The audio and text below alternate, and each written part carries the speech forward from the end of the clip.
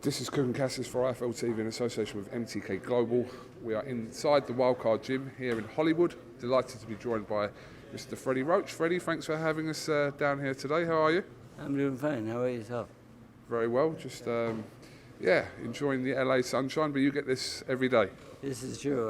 That's why we live in LA, and the weather's great. And we're in the middle of winter right now, and it's 85 degrees. You can't beat that.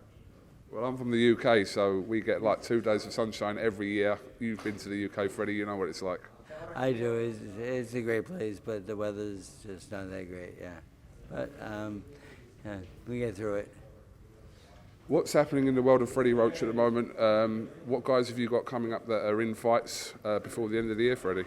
I might have Danny Jacobs, Neri, my young prospect coming up, who's from Mexico, and he's 30-0 with 24 knockouts, and he's an exciting fighter.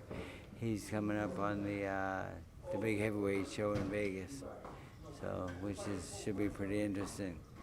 And Scott Quigg's right in the fence right now. I'm just not sure if he's going to fight or not. We're very close, but we might end up in next year, and it looks like that Pacquiao might go in March. I was going to come on to obviously Manny Pacquiao. Any kind of indication on who he could be facing next year in March, Freddie? There's been talk about the Mike Garcia, Danny Garcia, Errol Spence, until you get in that car accident, of course. But anyone they pick, I'll get them ready for, and that's my job, and I'd love to do that. Is Amir Khan an option on there as well, Freddie? I'm sure he is. I'm sure Amir Khan is an option on there. I know he wants, with the fight, they boxed a lot together, they sparred and so forth, and it was very competitive and very good, and it's actually a good fight. Absolutely. We'll wait for news on that.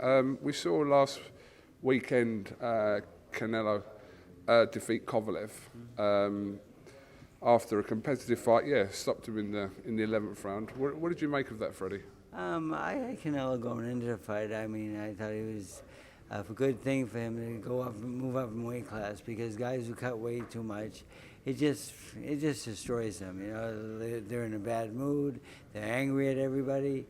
I mean, when Pacquiao first came to me, he's struggling to make weight and so forth, and I made a deal with him. I said, I'm going to put you at a weight class that you can have breakfast before the weigh-in.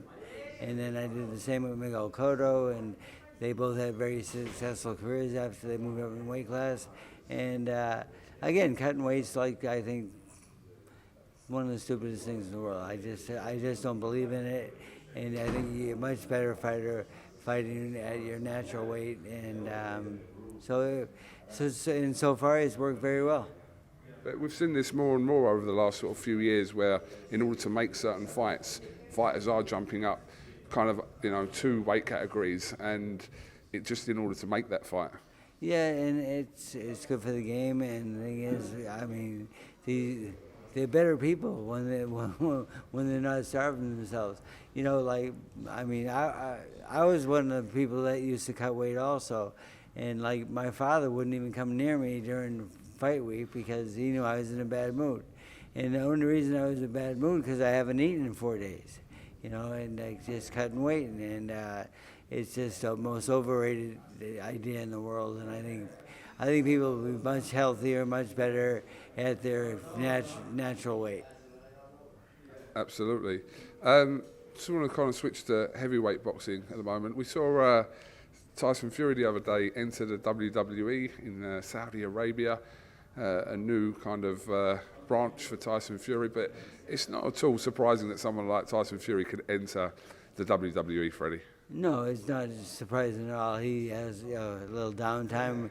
He had a cut, so he had to let that cut heal and so forth. And then the WWE, he can act better than all those guys. I think he's a showman. He's a great person on top of that. I had a great time with him right here, training him for his 2 fights ago, and having him in the gym every day it's a lot of fun. He's a very nice person. Absolutely. There is obviously a huge fight that's happening keeping on the Saudi Arabia theme, on the 7th of December, where Anthony Joshua will rematch Andy Ruiz. Kind of just going back to June now, which seems a long time ago, but it wasn't. Did that win kind of for Ruiz shock you, Freddie? Not really, because I trained him as an amateur, and I trained him for like 5 years, and he was a very good amateur. And he put combinations together maybe better than any big guy I've ever seen. And, you know, he was always a little bit chubby, a little bit fat, you know, and people used to make fun of him and stuff like that. But the thing is, they couldn't compete with him, though. I took him to the Mexican Olympic trials. He came in second, and he almost made the Olympic team. And he was just a very, very good fighter. And it wasn't a big shock, no, because I thought that Tyson, no, we're talking about Joshua. Yeah. Oh, shit, punchy. I thought Joshua put too much muscle on. He was having trouble going in the late rounds with all that muscle. And I'm really, really happy to see that he's lost a lot of that bulk, okay? Because I think he's a much better fighter without the muscle. You know, because like he just slows him down. And it's hard to carry all that extra weight for 12 rounds, and so I do. I like him better in this fight than I did the first time. Yes, but it's you know, because now he's gonna go back to a style like when he was in the Olympics, and he's in a box and uses jab and be much more mobile than he was in the first fight. So.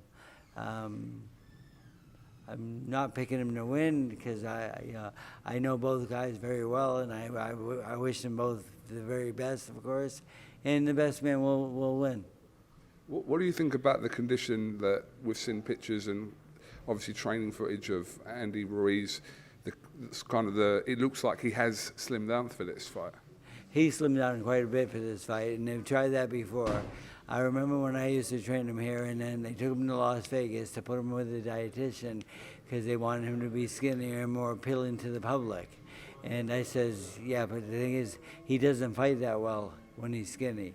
I like him. I like the chubby one. I do. I mean, honestly, he fights better. He's used to it. He won the world title doing it, and now you want to change something all of a sudden. And he's been through it before, and it's something that didn't work, and he knows that for a fact.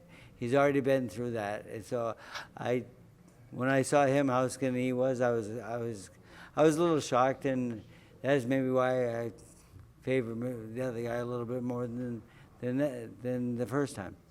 It's interesting because obviously the old cliche of if it's not broke, don't fix it. Yes. Yeah. So, but what possible reason could he have then for kind of, because he does look like not a dramatic amount of weight, but you can visibly see that he's lost weight. So what would be the idea behind it going into that when obviously the first time round it was successful for him? I think the people in his camp want him to be more appealing to the public.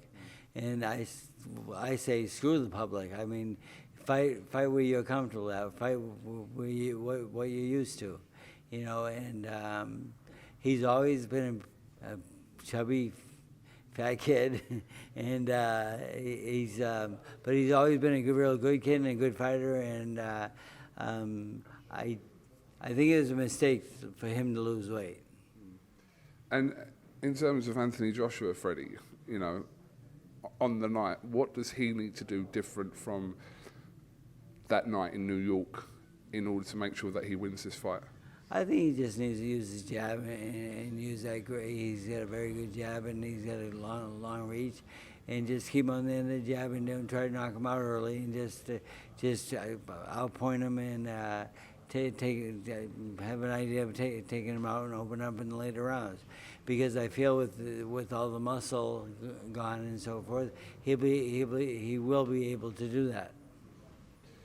There is obviously before that another heavyweight fight which kind of has a lot of implications on guys like Tyson Fury and also Anthony Joshua and Ruiz. Is Deontay Wilder will rematch Luis Ortiz on the 23rd of this month. Do you expect the same outcome? Yes.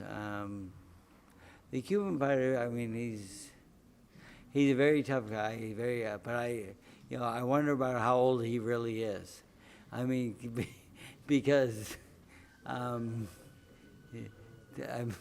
it's just the way it is in Cuba. He's just happy to be in America, you know. And the thing is, life is so much easier and better for him in this country than it was at home. And you know, he's definitely a talented guy, and so then he can punch. But I think that Wilder's just too big a puncher at the end of the day, the better puncher. But I mean, we're all expecting kind of Wilder to come through that fight with Ortiz, but the Ruiz win over Joshua kind of has just reminded us that it is heavyweight boxing and you can't really bank on anything. Yes, this is true. I mean, one punch in the heavyweight division can change a lot of things, you know. And the heavyweights are unpredictable, but I'm really happy to see that the heavyweights are making noise again.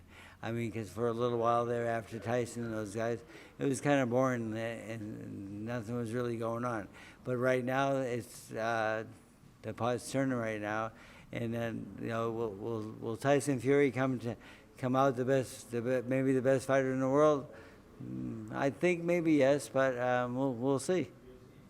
Just finally, obviously, there's strong suggestion that this Friday there'll be a fight announced between Danny Jacobs and Julio Cesar Chavez Jr.